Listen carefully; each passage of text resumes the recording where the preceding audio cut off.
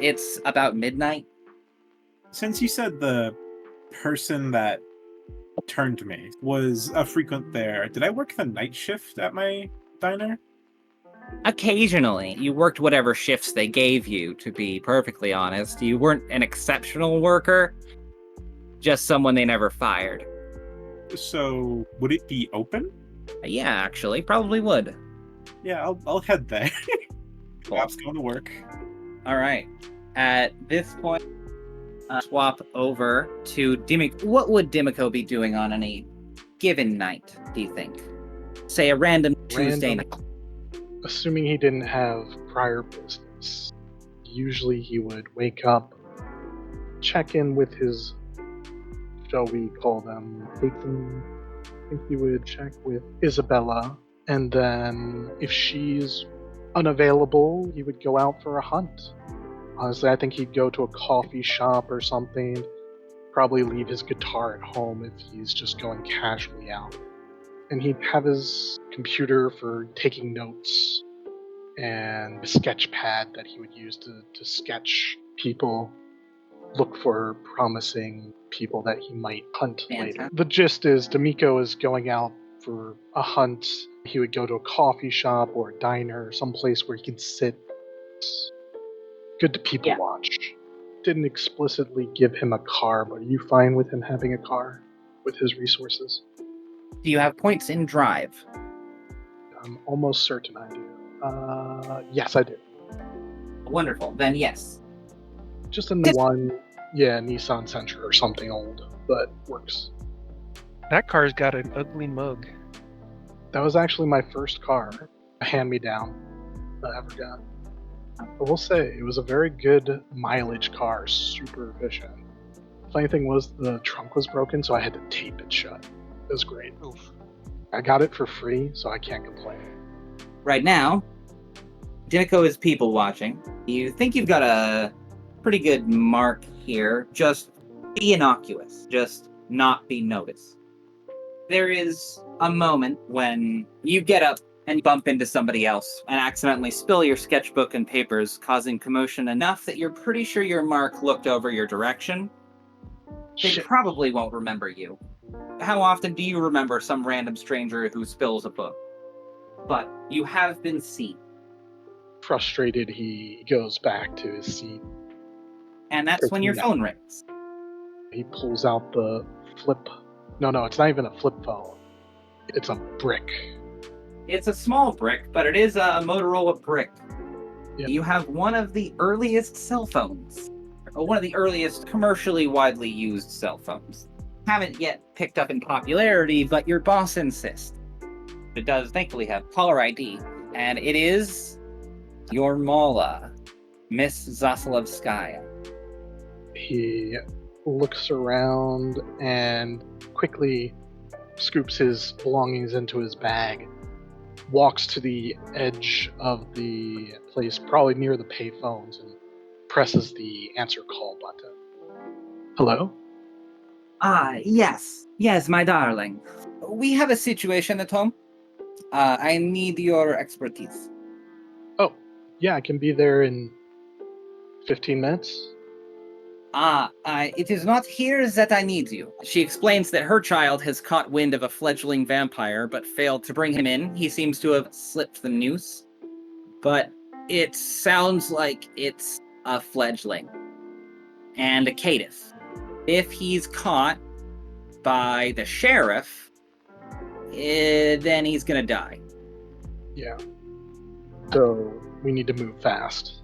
Where am I going? I'm already moving towards my car. Suspect is... You hear the snapping of fingers. She is getting a pile of papers and looking through. Yes. We have Jackson Miller. Place of work. Place of address. Who is seen fleeing from his apartment. I have a list of known close associates. Mr. Black, you are incredible today. Tell me what you want to go after first, and I will give you an address, a phone number, what you need. Holding the phone to his shoulder, ear to his shoulder, he opens his car door, gets inside, then readjusts. He says, he was seen last at his apartment, you said? Fled? Yes, yeah.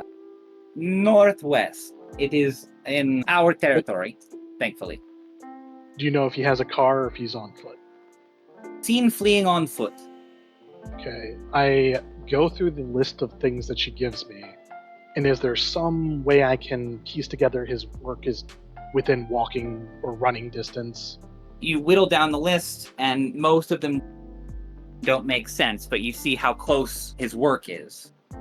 She gives you the address for his work. I'm gonna try stopping by this diner. It sounds like a place that he might have people he knows, might have seen him, or maybe he checks in. Yeah, if not, then call me if you get any new information. Of course. Thank you, You want Dimico. My pleasure. Would you like me to bring him straight to you, or is there a more secure, less spill back on you if things go sideways? We can't predict how he'll react. A wise question, Dimico. I cannot be seen with him. We have a group of up-and-comers out in Gresham. Take across- this one to them. It's across the border, isn't it? Yes, they are anarchs, but perhaps we can change that. Their baron is wavering. Gresham is not Portland, technically, and they may be able to set up a princedom of their own if coaxed in the right direction. But more importantly, that means the sheriff doesn't have jurisdiction.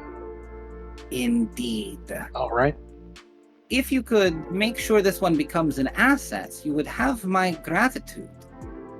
And I should remind you that if Gresham does turn Camarilla, we will need to establish the same procative policies that we've been advocating here. Yeah, that'd be good. Let me see what I can do. I'll call you later. Thank you. Bye. And you are pulling up to the diner now. As you're parking, we pop back over to Jackson here. Jackson, you have made it to work. It's a diner, it's a gig. You sometimes do catering work for other folks, but this is your day-to-day. You see a few of your coworkers who are working away. We've got Sherry's as our sort of Denny's analog here. It's an up-all-night kind of place, serves pies and coffee and food. Yeah, I assume just getting there, still freaking the hell out because he just killed someone. He's going to pull his work best friend to the side, pull him into a booth if they're working as a waiter as well. There's something really weird happening to me. You know how I took that girl home last night? Oh yeah, dude, how was it? I can't remember, and I woke up in a closet starving. I also... Fuck, man, you really can't tell anybody this, right? You still got your kidneys? Yeah, that's the thing. I feel great, but here, come here. I'll just gesture him to lean closer. It is at this point that Dimico has parked and has walked into the building. Could I have blush of life before going inside? Just to get it out of the way, you understand. Gets a little hungrier. Hunger too. The beast coils within and loosens itself, perking from its lair. It is paying attention now. Coppery taste in his gums as he draws upon the blood to flush his skin and make him appear more human. Yes, you are indistinguishable now, forcing the blood to pump through your body rhythmically, giving yourself at least a weak heartbeat. Back inside? Dimico will notice the pale guy freaking out at one of his coworkers. As you just now were like, no, come here closer, to whisper to him, implying that you very much weren't whispering up until that moment. That is the point, Dimico, you see this individual saying something about how they woke up in a closet and then quieted down real quick. Do you approach? Dimico lets him pull his friend into the booth. That's what your intention was, correct? When I walked in, I pulled him into the booth. I'm gesturing for him to lean closer right now. So you're in the booth, all right, perfect. Yeah, then they're both sitting there. He's just, hey, come closer so I can whisper to you. So Dimico walks up. Excuse me. He has Few noticeable distinguishing features. Blue eyes, short dark brown hair, usually slicked back, a faint scar upon his left cheek, usually wearing a turtleneck with a jacket over top of it and some gloves. Portland, I feel, is colder weather, so hopefully that doesn't stand out. Very professional looking, but not in a businessman suit and tie way. No, man's wearing a tactile neck.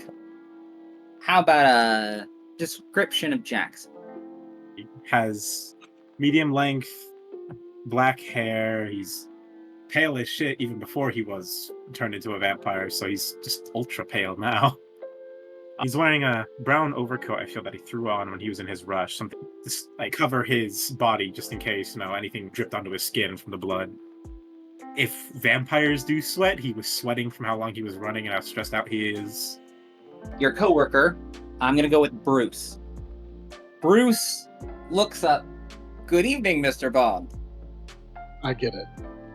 Excuse me, Jackson, I believe that we share a mutual friend and I have some information I need to relay to you.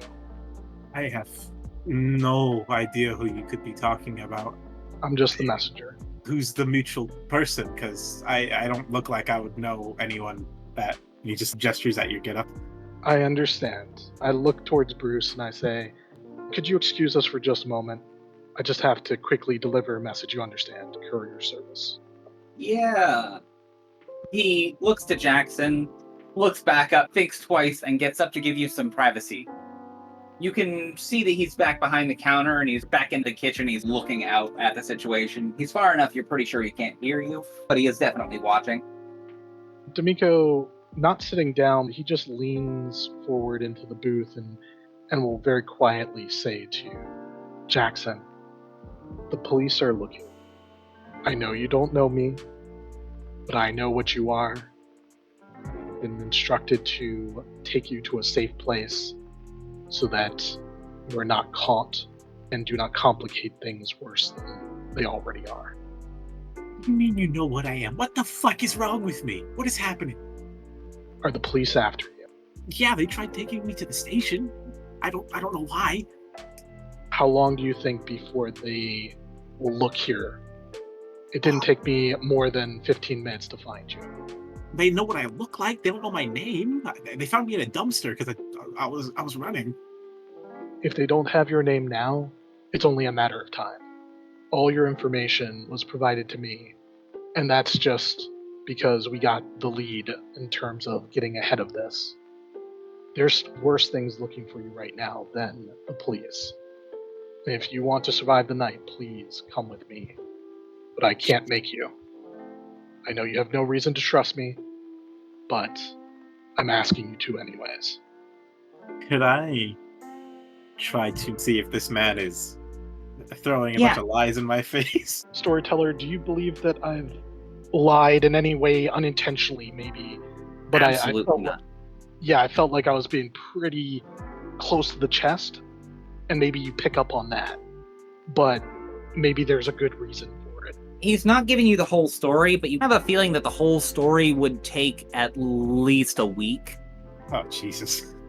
Yeah, I guess there's two types of vibes you could get from someone that's keeping things close to their chest. One, they mean you harm, like they're trying to get you into a bad situation, and the other, they're trying to be helpful, but they can't tell you things.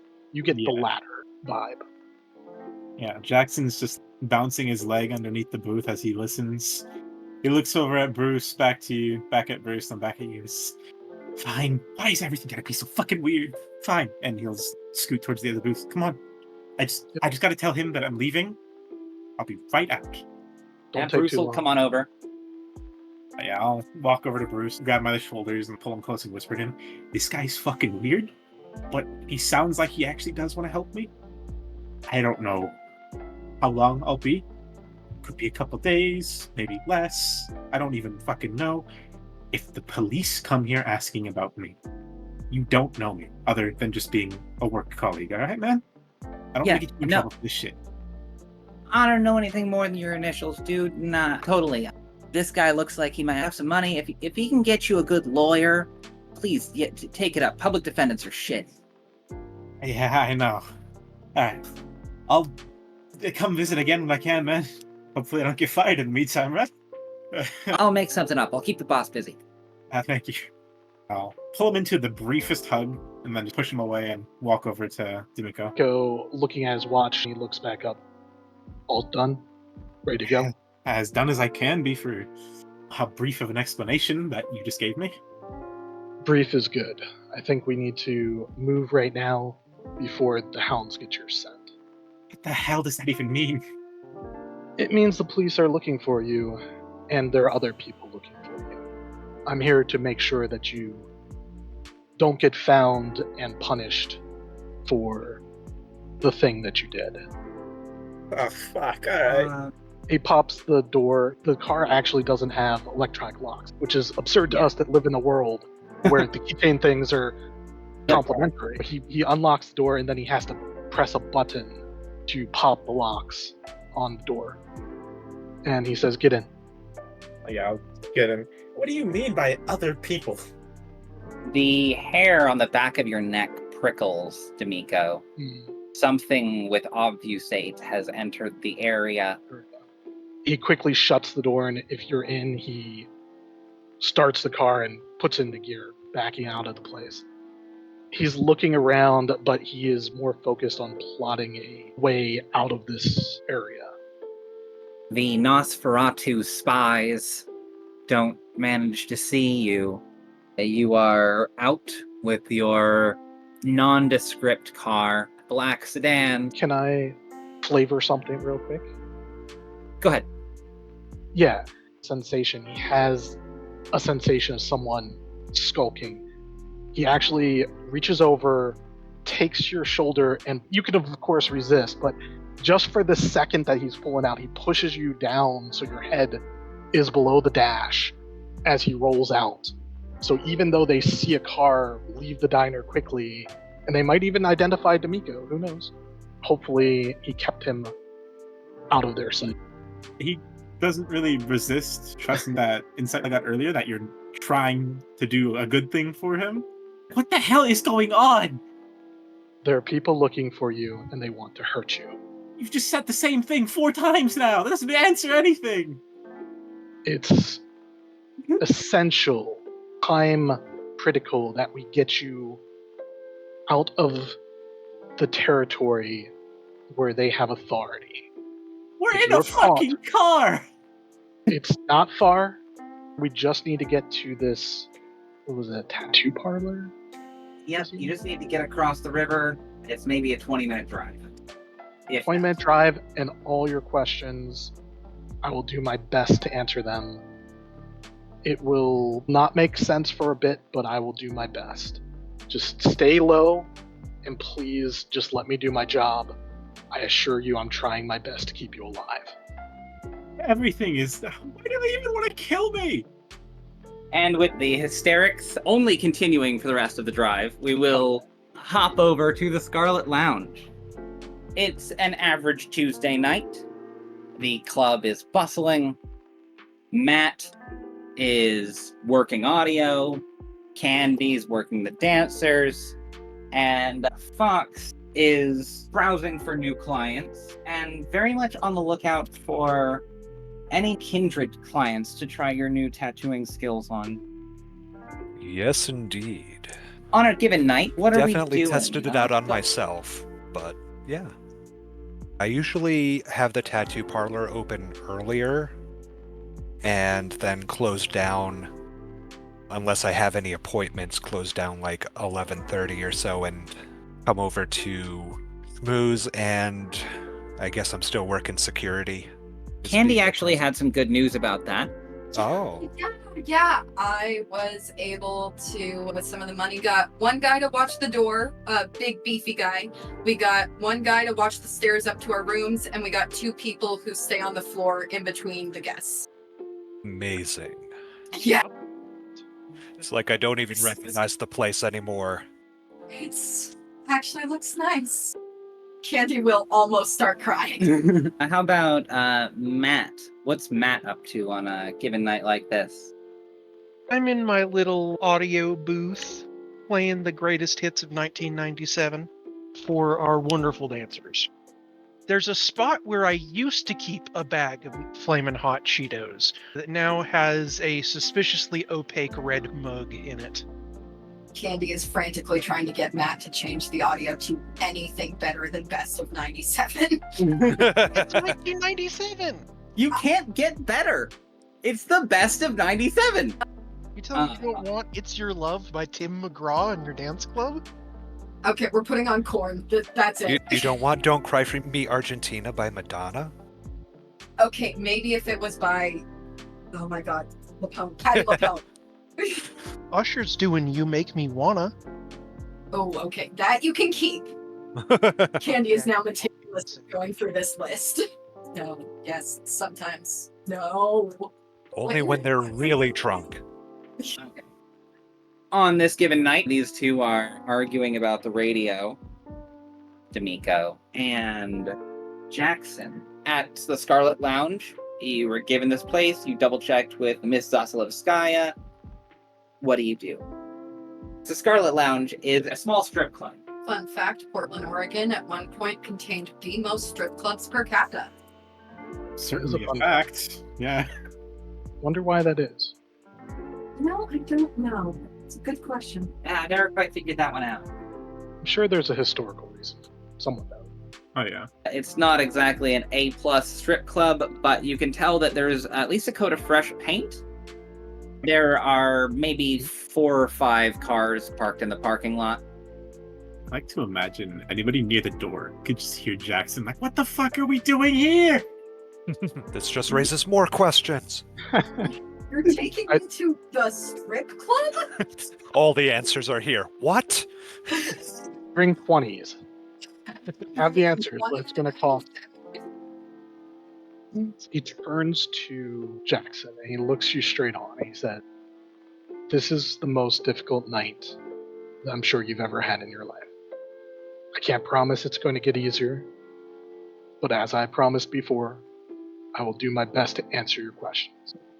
What do you mean you can't promise it's gonna get easier? I tore someone like limb from limb in an elevator. How can it not get easier than that?